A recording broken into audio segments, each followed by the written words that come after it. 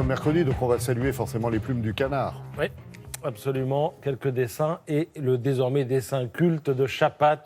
L'affaire de l'accompagnatrice scolaire voilée prend des proportions démesurées.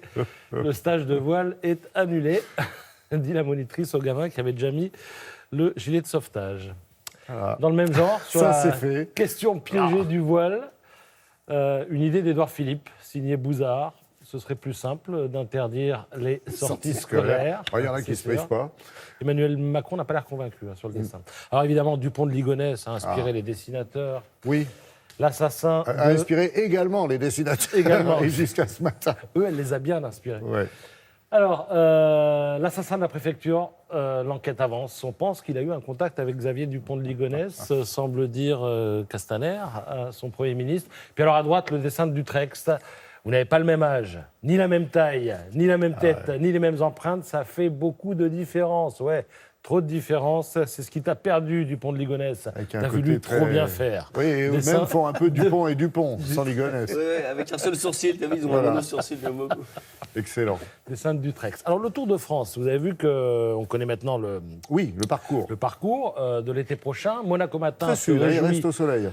Oui, très au sud. Monaco Matin se réjouit que la course parte de Nice. La montagne est contente qu'il passe en Auvergne. Vous aussi, d'ailleurs. Excellent. Le Dauphiné qu'il sillonne l'Isère et pendant 3 jours, et l'Écho de la Haute-Vienne qu'il fasse étape à Saran. Mais il y en a un qui ne comprend pas. C'est l'émir du Qatar.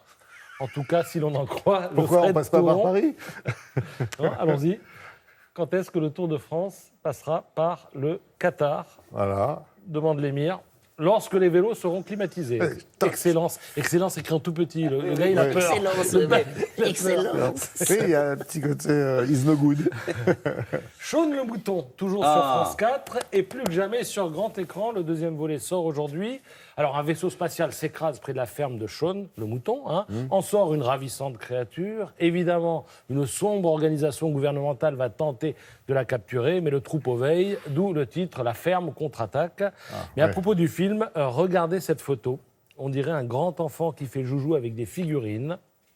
En fait, vous êtes sur le plateau de tournage. Et alors, l'homme qu'on voit sur la photo, c'est ce qu'on appelle un animateur. C'est-à-dire que sa mission, c'est de décomposer une scène en prenant une photo à chaque fois qu'il bouge les figurines de quelques millimètres. À la fin de la journée, parfois, il n'obtenait que 1,5 seconde de film.